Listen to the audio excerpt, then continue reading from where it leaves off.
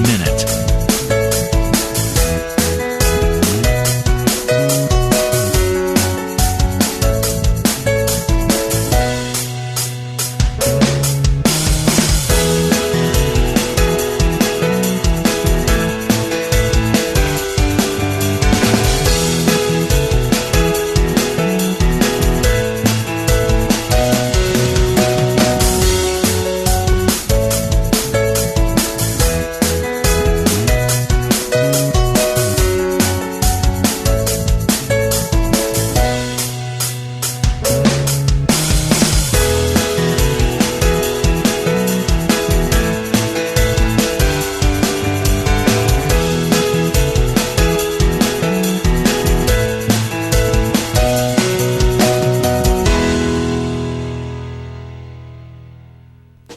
Welcome to Lynn Cullen Live at pghcitypaper.com. Email your questions and comments to Lynn at pghcitypaper.com. We're changing the name of the show today to Lynn Cullen's Sort of Live, okay? Had a very busy weekend and just a little... But I shall step it up. It's Monday.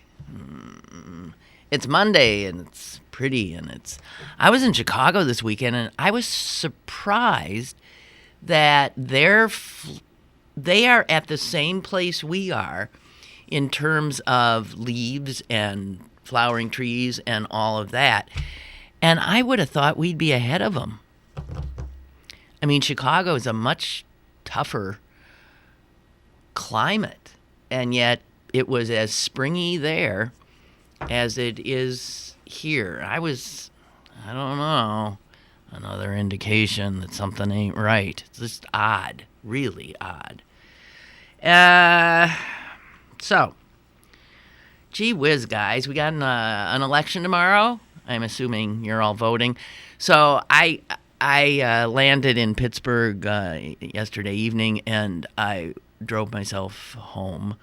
And I turned onto my little street, and the first thing I saw was a Trump sign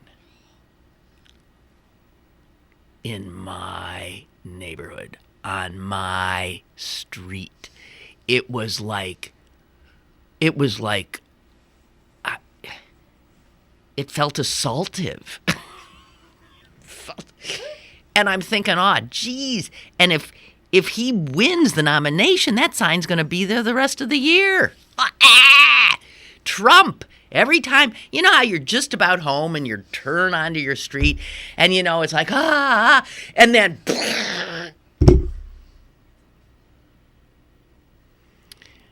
these people have not been on the street long. They moved in just a year ago. Oh, dear. Oh, dear.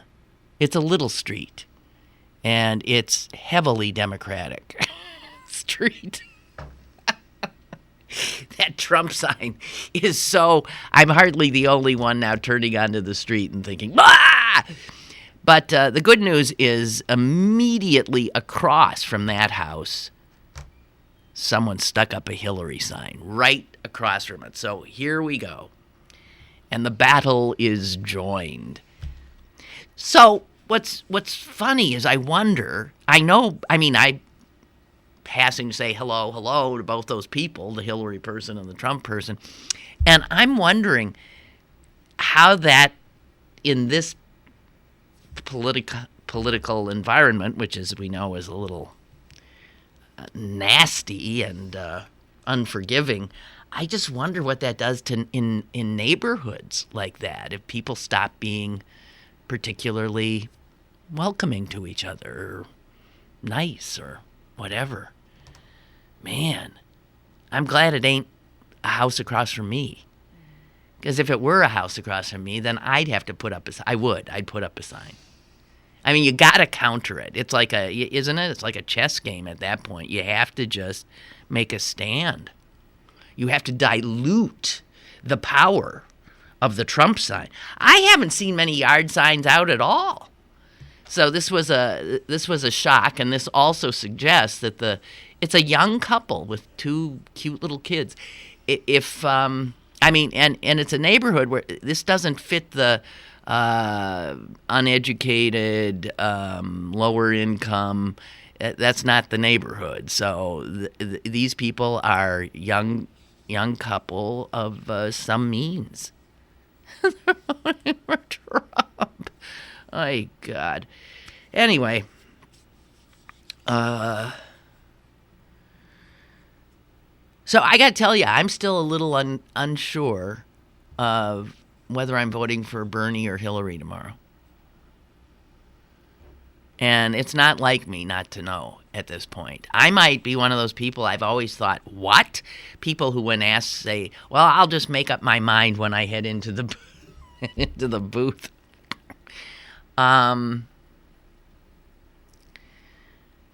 Bernie's annoying me a little bit of late. The latest, I don't know if you heard this, but this is getting ridiculous.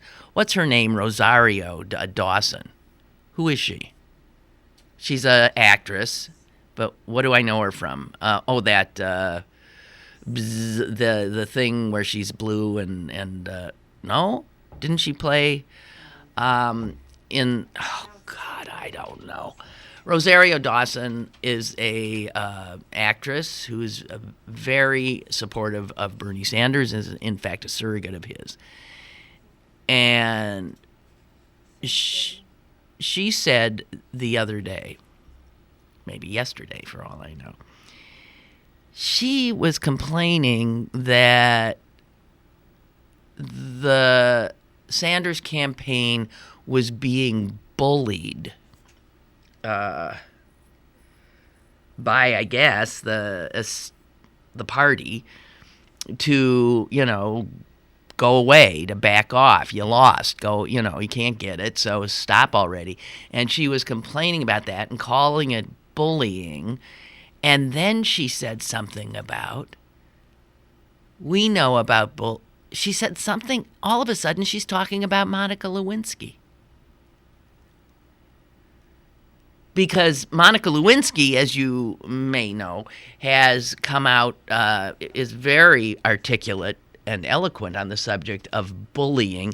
She suggests, and I think she probably has a case, that she was the first person to be bullied on social media to the point of just being, that it was immediate. Social media was what? It wasn't even much. It was in its infancy, but she was destroyed overnight by media. And so she's talked quite a bit.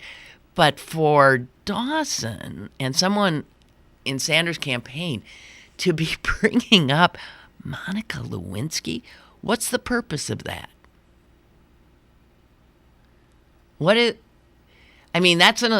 What's so weird about it is it only would, of course, hurt. I mean, it doesn't even resonate. It's crazy because it doesn't resonate with Democratic voters. It's the kind of line you would expect from a Republican. Anyway, at this point, I just think that's it. Come on, Bernie. He has also refused to say he'd support her. This is not cool. So I was going to vote for Bernie until now I'm not sure. I am undecided. My vote for Bernie would be my telling the Democratic Party that I think that a lot of what he's saying is true and needs to be said. And I want to add my vote, my weight to that part of the equation that they might want to think about going forward. But wow, I'm mad at him right now. I'm sorry. I understand that it's hard to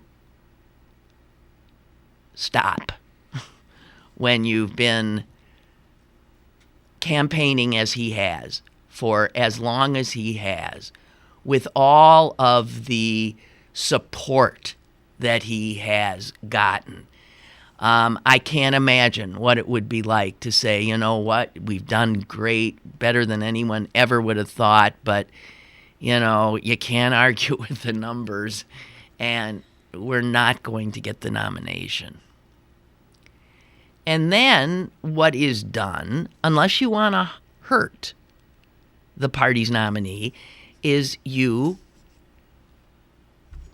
concede, you back away, It's what Hilary did with Obama. You have to do that unless you've gotten lost and think it's all about you. So I don't know. I'm a little unhappy. I'm not head over heels in love with Hilary, but I am head over heels for ensuring that the Republicans do not put anyone in that White House. If that happens, it's over. It's over. You will have a party that does not represent the majority of Americans, literally controlling every aspect of our government. Good God, even the friggin' Koch brothers might vote for Hillary. Did you see that? She has said, I don't want your vote. But Charles Koch pointed out something that we know, but it's amazing Republicans don't seem to ever acknowledge, and that is that it's during Democratic administrations, it's when Democrats are president, that the economy tends to burgeon, that government spending actually recedes. It's during Republican administrations where government spending increases markedly and the economy struggles and or near tanks. And yet all of these capitalists keep voting for Republicans. It's mind-boggling. But Koch did say to ABC, as far as the growth of government, the increase in spending, restrictive regulations, it was 2.5 times under Bush than it was under Clinton. Hello, caller. Hello. Hey, Lynn, how are you? I'm okay. Good Monday morning to you. Yeah. I'm in a quandary myself because I think for the first time in many, many years, I do not know whom I'm going to vote for tomorrow in the presidential primary. You don't. You're in the same boat I am. Yeah, Isn't that odd? It's a bad feeling. I don't like it. In 2008, by the time the Pennsylvania primary rolled around, I was sold on Barack Obama. I had been very skeptical at first, not only because I honestly was not convinced that an African American could win the presidency, but also I wasn't sure he was, quite frankly, tough enough to face down the Republican attack machine. But by the time PA's day in the sun, so to speak, had arrived, I was a wholehearted supporter. I knew he was the best choice. I'd love to vote for Senator Sanders for the message and some of the goals he espouses. Right, me too. Certainly that he has not had access to him bought, which I certainly believe is the case with Secretary Clinton. If you have people paying you a lot of money to give speeches, you're going to be well disposed toward them. Yes. They're going to have access. Yes. On the other hand, he doesn't. He has goals. He has no mechanisms, no realistic mechanisms. Correct. For getting to any of those goals. Right. The interview he gave with the New York Daily News was disastrous. Agreed. Some of what he's talked about, for example, let's assume he doesn't have a filibuster-proof. Let's say he would be elected, and if he were to be elected, I'm sure the Democrats would retake the Senate. That doesn't mean filibuster-proof majority. And his answer to that was, well, look, I'll I will get 10,000 young people to rally outside of Mitch McConnell's office. Yeah. What do you think that's going to do? Yeah, what's that supposed to do? I mean, good Those are God, the during the constituencies. Vietnam War, we had 500,000 people outside the White House and in front of Congress that didn't do anything. Yeah, exactly. What the because hell's those he aren't the talking people that about? vote in Mitch McConnell's state. So, yeah, it doesn't hold up to, I know, you want your vote to say to the Democratic Party, look, this guy is saying what does need to be said, and we would like the party to be more where he is, but in a more realistic manner. But on the other hand, I don't know. You don't want to hurt Hillary anymore. I think that's my quandary here, because part of me is thinking this needs to wrap up now. Exactly right. He can't do it. It's over. Yeah. But he's not letting it be over, and that can only weaken her. It's not helping her. And something that else that sort of grates on me a bit is this electability argument, which, first of all, Hillary Clinton's negatives have been driven downward, and I understand some of the sentiments, but they've been driven downward by some of Sanders' supporters, who have just worked themselves into a frenzy about like every real and imagined character flaw she has. And also, I'm sorry about this, but Bernie Sanders hasn't faced any scrutiny. I mean, it's kind of like on the other side, John Kasich. Kasich is the generic white middle-aged Republican. That's why he polls well. Bernie Sanders, I mean, I think that a lot of outsiders see him as this like funny, curmudgeonly grandpa figure. Right. In a general election, I mean, he faced the socialist charge. Oh boy. He has made statements very, Oh, I can imagine what they'll dig up. Favorable to figures like Castro and Yeah. Ortega. Oh, I'm sure there's much worse. I mean, and come on. He had a very.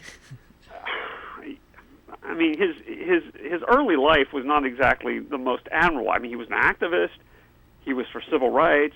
He also had an affair that ended his first marriage, a child out of wedlock whom he apparently never financially supported. He really didn't have a steady job until he first got elected. So he's always been at the public trough? Oh, gosh. Well, listen, you know what I think you're going to do? I think you're going to vote for Hillary tomorrow. But see, I think this is a problem that she's going to face. I really don't. I know. So a vote's a vote. She doesn't care. She doesn't care. I know. The problem is I want to vote for the message. I know. That, I know. That Sanders says. Like I said, I'd be voting for the message. I wouldn't be voting for any workable. Well, look. For a candidate. Okay. Well, I got to tell you, I'll be right there with you because I've got the exact same thing going on in my head. It's something else that put a scare in me. I think if Donald Trump gets the nomination, I think he is going to get it. I think he's going to do a lot better than people think. Yeah, I suspect he might too. So it's scary. This whole thing is so damn scary. The commercials he's running. Yeah. The guy knows how to do sound bites. Yeah. The guy knows how to do sloganeering, and I think he's going to tone it down enough that he's not going to get as much harsh coverage from the media, who a lot of it's been focused on his tone. Yeah. Well, okay. Listen, good luck tomorrow with your conundrum. Can I sit this one out? Try eeny, meeny, miny, mo. It used to work. All right. Good luck to you, too. Yeah, Bye-bye. thank you. Bye. I don't think we're alone. Margie writes, I was vacillating between Bernie and Hillary, and I'm now going to vote for Hillary. Well, I mean, it's sort of good that we're wrestling with this stuff. I mean, it means we're taking it seriously and whatever. It's... Oh, by the way, William knew who I was thinking of. You're absolutely right. When we were talking about Rosario Dawson, and I was thinking, wasn't she that blue person? And Celine looked at me like, what the? No, I was thinking of the movie Avatar, and the actress in that is Zoe Saldana. Saldana. So I guess, one Hispanic woman, another Hispanic woman. I can't tell the difference. Well, that must have been the confusion. Yeah, in my head. One good-looking, Hispanic woman or actress, or another, neither of whom I know very well, their work. I haven't talked to you guys since Prince died, and I have to tell you that brought me low. I was brought lower by that than David Bowie. I don't know why, but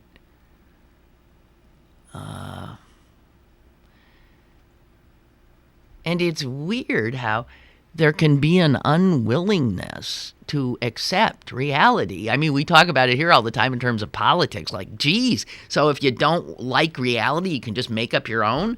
Well, fine, it might work for some people, like on climate change and stuff, but ultimately, it doesn't work. Ultimately, what is real manifests itself. And I kept thinking, this can't be true. This isn't true. This can't be true. Please don't let it be true.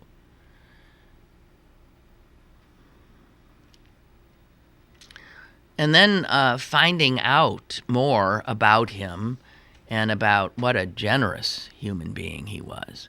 And what I always loved about him is he was this, pushing the envelope little black guy who chose to stay in the upper Midwest. It's just mind-boggling to me. I mean, it's mind-boggling. It always was mind-boggling to me. I thought, geez, I loved him for it, being from the upper Midwest myself. And then the fact that he was Jehovah's Witness, that was weird. Because it just didn't seem to mix with the art he made. But I heard a cute story. Some guy who actually, I guess, worked with him or for him or something. One day his doorbell rang and he opened it up and there's Prince standing there. And he says... And Prince said to him, they both looked at each other with shock, and Prince said to him, "What are you doing here?" And he said, "I live here. What are you doing here?" And he handed him a watchtower. Can you imagine Prince going door to door? Which he did a lot. Can you imagine? Wow. Anyway, that's a rough one for me. I don't know why exactly. I was so damn young. And when people have that much energy, and it's just hard to acknowledge that it can be stilled, stopped, just like that. And then, of course, we do feel deprived. All that he would have done, which we'll never know. Ansel writes, I had the same experience. He's talking about the Trump sign. Over the weekend, 2 Trump signs went up across the street. Ansel, now you're being, pushed aside by a caller. Excuse me. Hello? What? Prince died? All right. Now I want to talk about the way people react to, like, the death of stars. And, and what a cold-blooded person I am. Are you really? Totally? I mean, it didn't affect me at all, and I'm a huge, have practically everything Prince ever made. Well, then why weren't you saddened? I don't know Prince. Don't know him from Adam. Well, you know his work, and I still have it. But there should have been another 40 years of it. Yeah, that's an imaginative thing. You know, and I always tell people this. I really live in the real world. People die all the time. Oh, they you know? do. And for me to like mourn somebody I never met, I can't imagine how people do it. You know, of course, I'm looking at the psychology and reading about stuff and how people connect through his music and felt something, and it spoke to them, and they become really close to the person who created it. So, you know, and it's the loss of, it's the way I would mourn if I found a dead bird in my yard the other day, and I mean, it ruined at least a good 3 hours. I mean, maybe you're much more reconciled to the fact that something glorious one minute can be just dead the next, but I can't quite come to terms with it. It's true. I can't. And I know I'm the freak in this. Yeah, I think you are. And that's why I say people I'm more like Spock, but than Kirk. But I could never, and I think it's that facing of reality that things die, things end. Absolutely. Nothing lasts forever. Nope. And enjoy it while it's there. Right. Appreciate it while it's there. And people were like putting Prince stuff up all over Facebook and all this kind of good stuff. And I said, I probably listen to 3 or 4 Prince songs a day. It was old ones, new ones. Now here's a coincidence though. The day before, my friend called me in the morning and I said, "Good morning, people." She says, "What does that mean?" I said, "It's the beginning of a song by a guy named Andre Simone." He was like, I said he was Prince. I said protege, but that's not really what he was. He started so many. He gave so many people. I mean, I don't know. Well, Prince lived with Andre Simone when he was a kid. He ran away from home and lived with Andre Simone. Oh, that's right. That was the kid. That's that Andre he lived Simone, with. and right. And that's one of those songs. It's called "The Dance Electric," and it's what he says. We better love each other. It's almost time to go. I put that on Facebook the day before Prince died. Okay. And I said, "Well, that's a coincidence," and that was it. I just said, "Oh, that's a coincidence." I was like, "Oh, that's fate and magic." Well, But so here's what it is. Mm-hmm. We all, those of us who, unlike you, have more difficulty accepting mortality, we make deals with ourselves that we try to we manage this by imagining that there's some level of control so that we know somebody as a vegan like him who takes care of himself and is a good person and has all that energy and is in his 40s is not going to die. You just don't worry about it because he's not going to at the moment. You want to see him grow old. All right. Never mind. As you're saying that, you're talking about, he's a vegan, he's this and that. And I'm not a person who's trying to hold on to my youth. I'm getting old. And I'm going to die at some point. If it could be today, it could be 50 years from now. I might live longer than most. But I'm one of those people that lives in the moment. Be happy in the moment, because Yeah. you never know. Yeah. And by the way, I vote for Hilary. All right. Take that, Blovius. Okay. Send a message. Yeah. Believe it or not, I'm voting for Hilary to send a message. All this crap. Well, about that's what, her. Joe Ellen just wrote me and said, the message has already been sent, so you can vote for Hillary now. And my vote for Hillary is to send a message. I don't care what all you people talk about, she's mean, she's unelectable, she's this, she's that, that. Guess what? I don't believe the hype. That's my message. Yeah. Okay. All right. Hopefully she lives till tomorrow. Oh, dear God. Go away. Okay. All right. Bye. Chris writes an interview was played of someone asking Prince why he still lived in Minnesota, and he said the cold weather keeps the bad people away. Well, that's did he? What?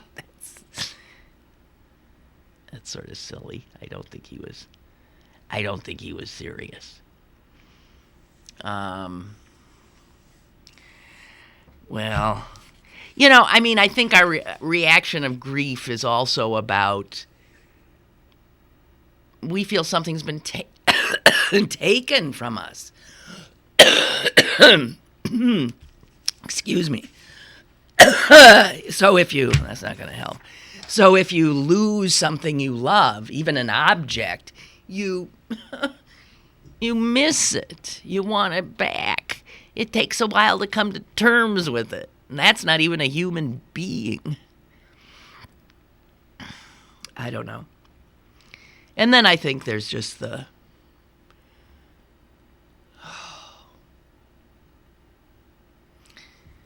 there's just the denial of, none of us want to be reminded that there are no guarantees. We're all making assumptions. I mean, the assumption is Celine's got, 50 years ahead of her, 50, 60. I maybe have, I hope 10, 15, but you don't know. No one ever knows.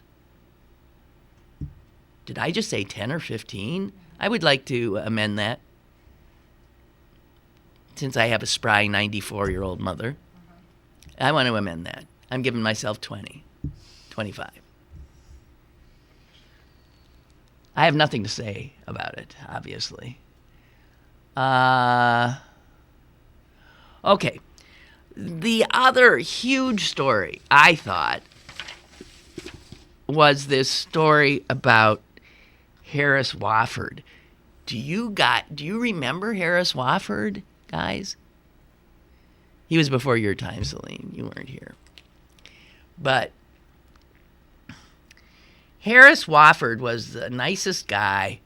He was too nice for politics. He was the Democratic senator from Pennsylvania in the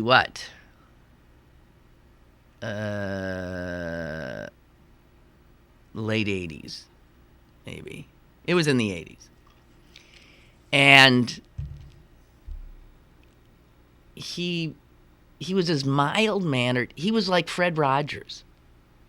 That was the sense. And having known Fred Rogers and certainly interviewed Harris Wofford a few times, there was something,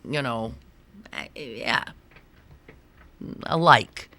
Kind, gentle men. Smart. Good. So I was just blown away when I pick up the New York Times yesterday, and there is this headline which made me look. And then when I saw who'd written it, I almost fell off the couch.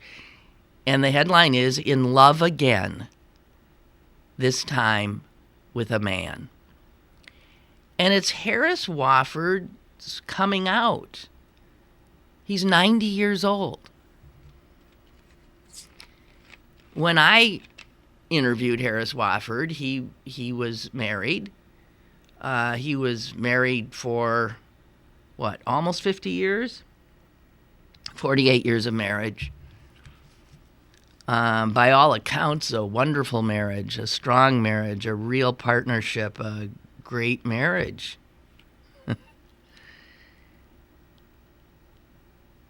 And then she died at 69.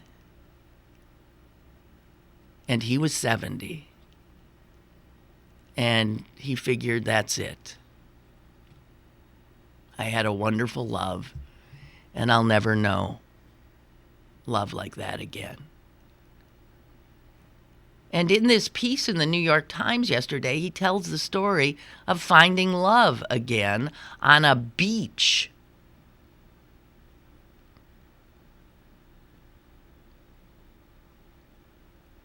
Seeing a young man who was 25 years old. So Harris was 75. and he met a 25-year-old man, and they fell in love. Now, that's mind-blowing to me. I'm sorry. A 50-year difference, that is mind-blowing to me.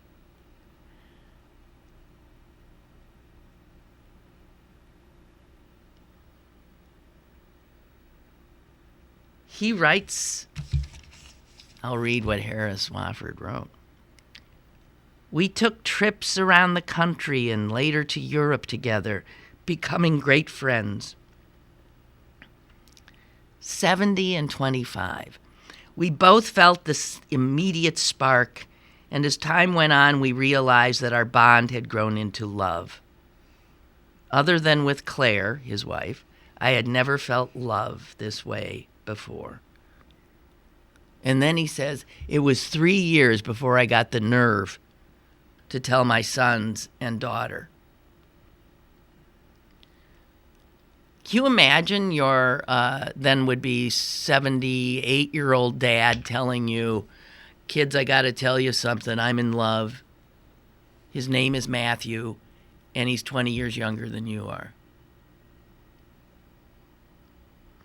If anyone could pull it off, Harris Wofford could pull that off because he's such a sweet soul.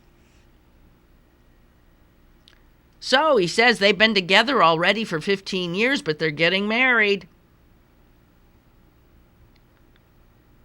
They're getting married in a few days. They're getting married on April 30th. He's going to have a wedding, a second wedding.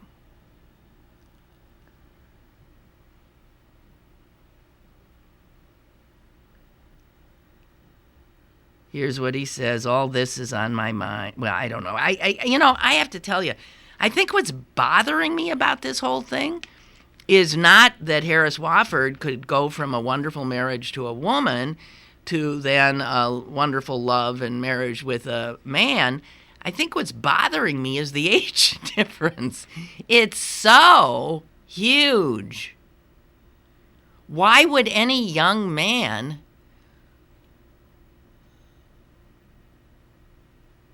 marry a 90-year-old? I mean, all you're going to do is take... I don't get it.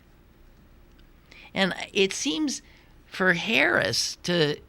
Shouldn't he tell Matthew, I know we love each other, but go find some... Well, I guess he's thinking, I'll have you till I die, and then you can go find somebody... It just doesn't make sense.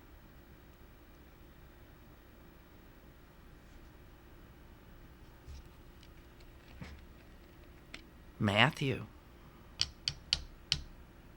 Anyway, you know who knocked Harris Wofford? You remember who knocked Harris Wofford out of the Senate? Boy, I sure do. It was Rick Santorum. Pennsylvanians threw out this kind, sweet man and voted in Rick Santorum in his stead. And I particularly remember that race because Santorum, because at the time on my radio show, I was doing a lot of political where candidates would come in and I talked to them. I just can't do it anymore. But Santorum was so disrespectful of Harris Wofford. I mean, he treated him with this contempt, and it was Wofford's gentleness and kindness that Santorum was making fun of that made me just want to punch Rick in the nose. I mean, I just thought, how can you be so... I mean, here's a kind, wonderful, older man. Shouldn't you be more respectful? So Santorum was the beginning for me of seeing this younger kind of politician who slash and burn and out with any sense of, decorum or niceties. Santorum was just awful, and he won. I mean, it was like, the classic Wofford brought a knife to a gunfight. No, Wofford wouldn't have even brought a knife. Wofford came to speak to them, and Santorum had a Uzi. I mean, it was just so ugly. So, people surprise you. People surprise. I thought Harris Wofford was dead. He ain't dead, man. He's going on a honeymoon next week. Harris Wofford, 90 years old, and he's getting married.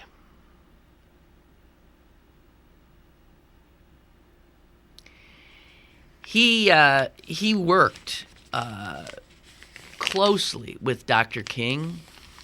He was an advisor to JFK. I mean, that is how old Harris Wofford is.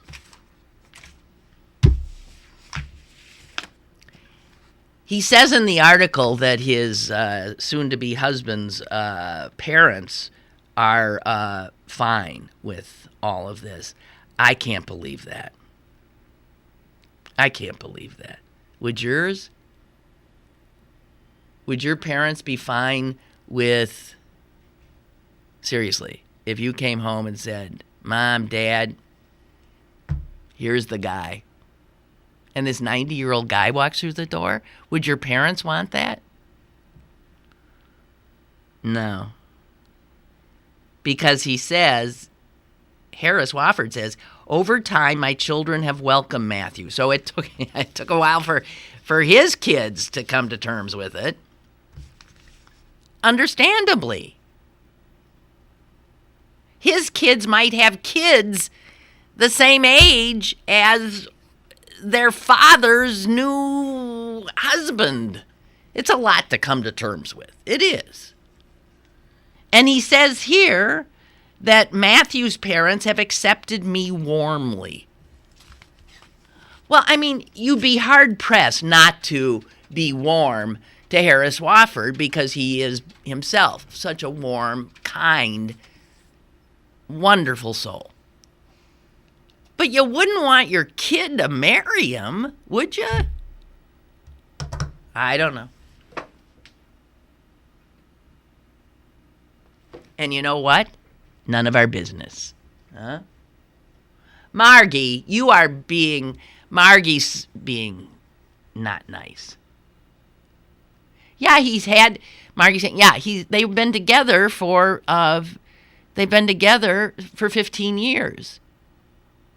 5 years after his wife died, he met Matthew, and they've been pretty much together.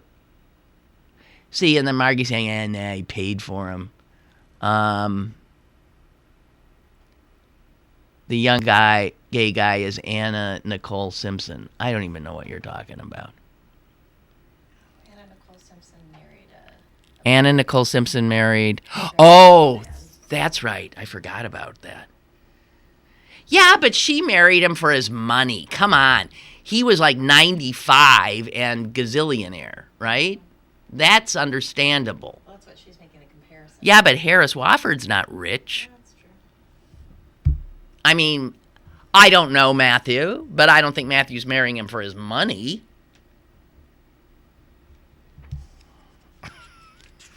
They're soulmates. So maybe what happens, there's nothing you can do. I mean, you might become soulmates with somebody who's in fact 50 years older than you. But that's okay. But then why get married? I don't get that part. I mean, okay, never mind. None of my business. Okay, so the other big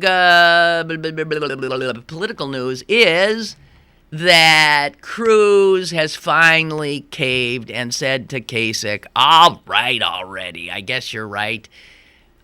We better work together because there's no way that I can take Trump out by myself. So they've decided they are not going to compete against each other, Cruz and Kasich, anymore. After this election tomorrow, they're going to divvy up the states depending on which one of them they think can do best and get the most, deprive Trump of the most delegates. So that Cruz will campaign heavily in Indiana, which he's got to win. If Trump wins Indiana, it's over. It's over. It's over. It's over. It's over. And right now he leads in the polls. But so Kasich will then, Cruz will bow out of these more liberal states and let Kasich go in, and vice versa. And they're doing this, obviously. I mean, it's all up totally transparent that they're trying to keep Trump from a first ballot triumph. And they might be able to do it, I guess. I don't know. I don't know.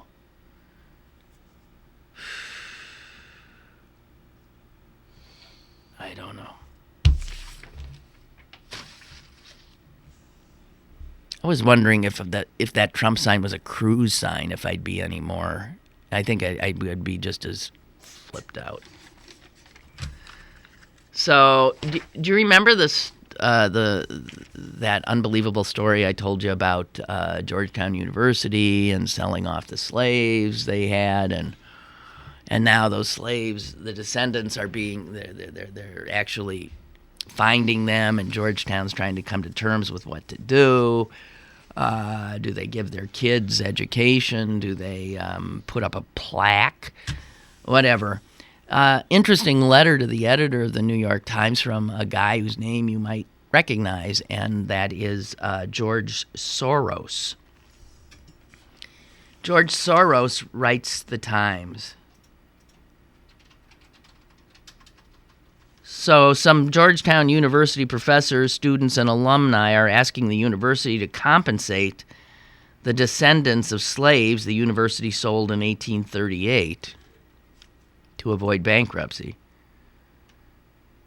And then Soros says this: rather than singling out the blood relatives of those particular victims, Georgetown should recognize that the institution of slavery affected and continues to affect the entire African American community. Georgetown should instead set aside funds to reduce the tuition of all African American students whose forebears were enslaved. So it's sort of the way there's no, once you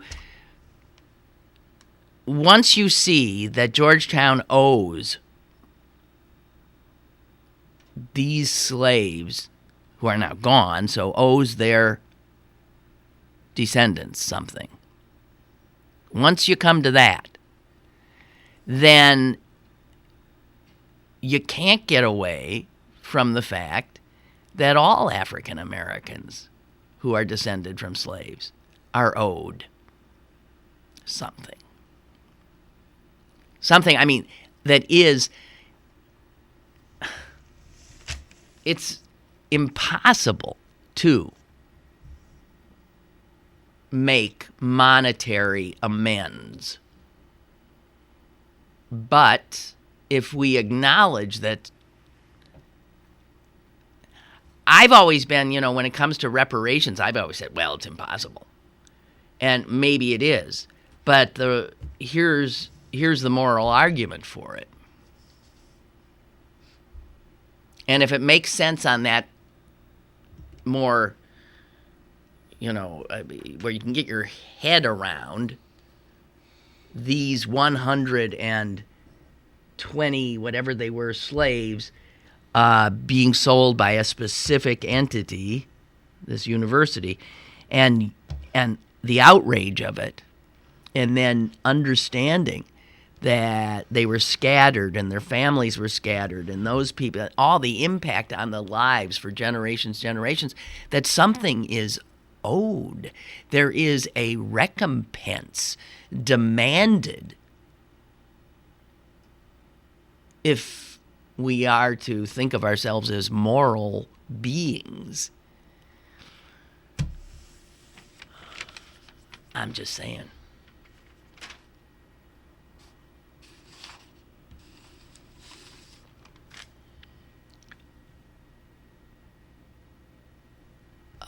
Okay. I forgot all about Anna Nicole Simpson because I saw Simpson, and I don't know why I was, Anna Nicole Smith. Oh, you wrote Anna Nicole Simpson. Hey. You're right. That's what I got mixed up. Anna Nicole Smith is the name, Marty. Yeah. Boy, was she a train wreck. Remember that? Oh, dear. Ay.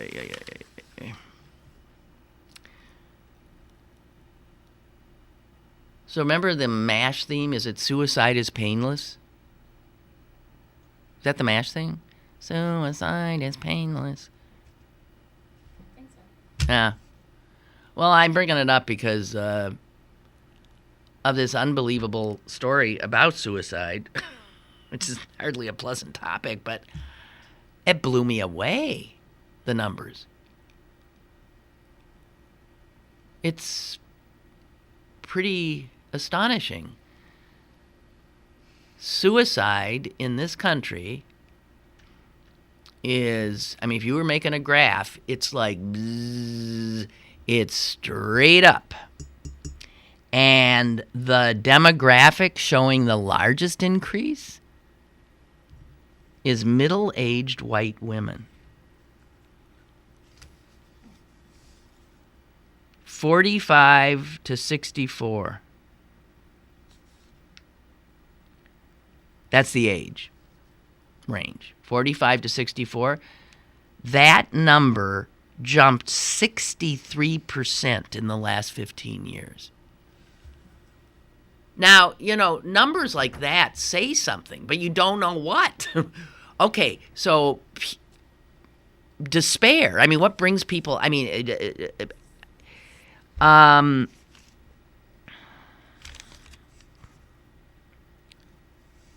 Now, there was that amazing study that came out not too long ago, and I guess this is building on it, that there is a link between suicide in middle age and the rising rates of lousy jobs and personal finances gone down. In other words, the broken American dream.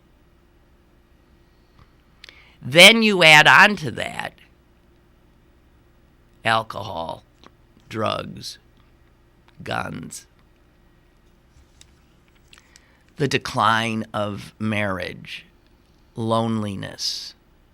I cannot imagine what it takes to get to the point where you just say, I can't be alive anymore, I can't do this.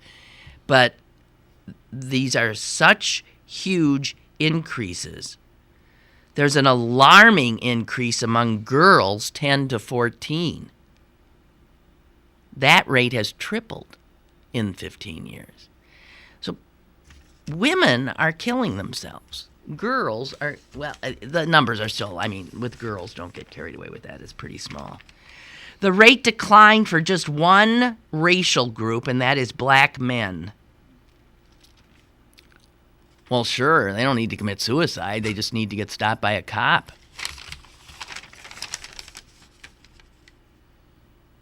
And it declined for only one age group, and that's men and women over 75.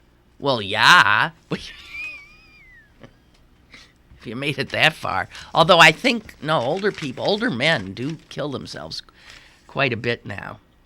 But there shows that there are links between the poverty in this country, the hopelessness that it breeds, and bad health because these people don't have access to good health care.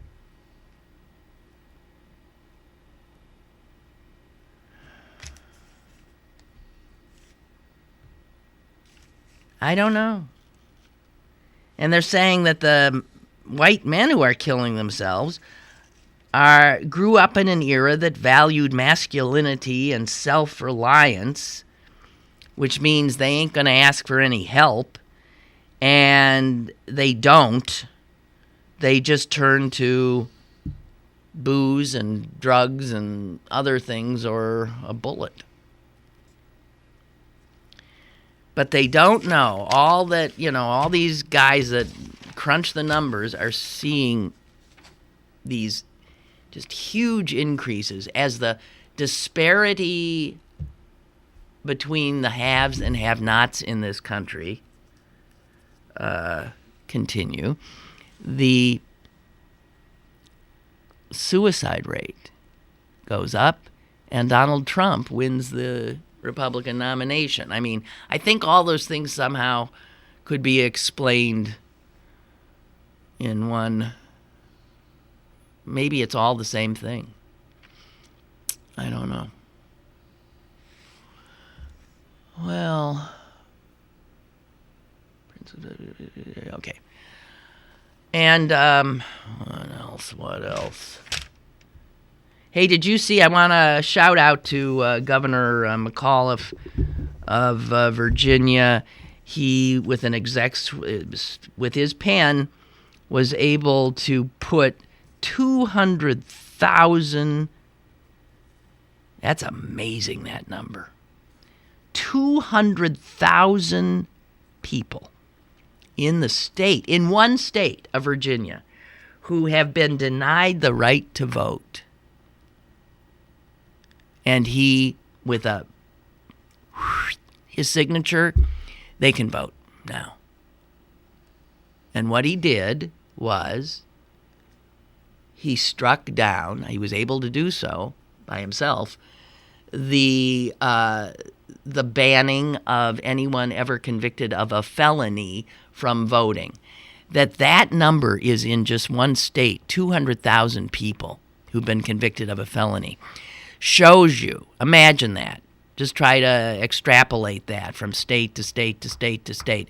That we deny millions, obviously, then, millions of Americans the right to vote, even after they have served their sentence. They did something wrong. They were sentenced. They did the sentence. They get out, and they're deprived of their citizenship. He said no.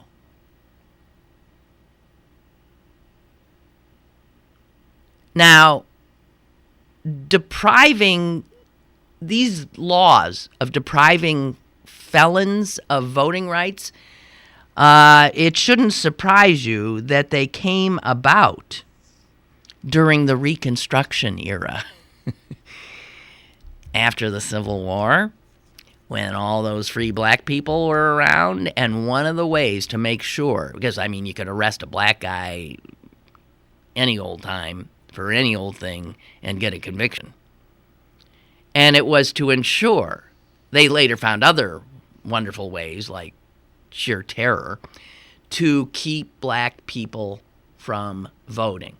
So these laws were part of that. And now you see the Republican Party busily coming up with other ways to keep black people from voting. Voter ID is aimed at black people and poor people, and is a totally unnecessary. It's weird. Pennsylvania made the effort, as you know. The Republican legislature decided that there was terrible fraud in elections in Pennsylvania, and we needed to have, this voter ID before you could vote. And even they, when arguing before the court, could not come up with one instance that showed the necessity of such a law. The ACLU took it on, the ACLU won, and we in Pennsylvania have been, thank God, released from this onerous effort to prevent some of us from voting, usually Democrats. But do you know that these same efforts in other states, like my home state of Wisconsin, have failed? They've gone before the courts in these other states, and they haven't won. So there is still a constant effort. And you've seen with the long lines in some of the states in this primary, in primary season, that too is a result of Republican efforts to make voting onerous. And they do that by closing polling places. By when there used to be 100, now there's 40.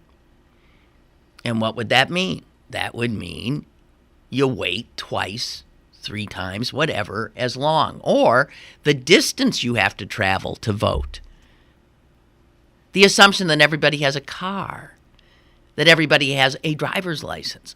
All of these things are assumptions made from white privilege. And they are the most despicable, cynical efforts to win elections, not by getting someone's vote, but by depriving people of their vote, which is about as un-American as it comes. So we can thank the ACLU here for keeping us from this particular horror. I guess that's it for today. Speaking of horror, that's it. It's done. It's over. It's complete. It's tomorrow's election day. We'll talk some more. Have a good one.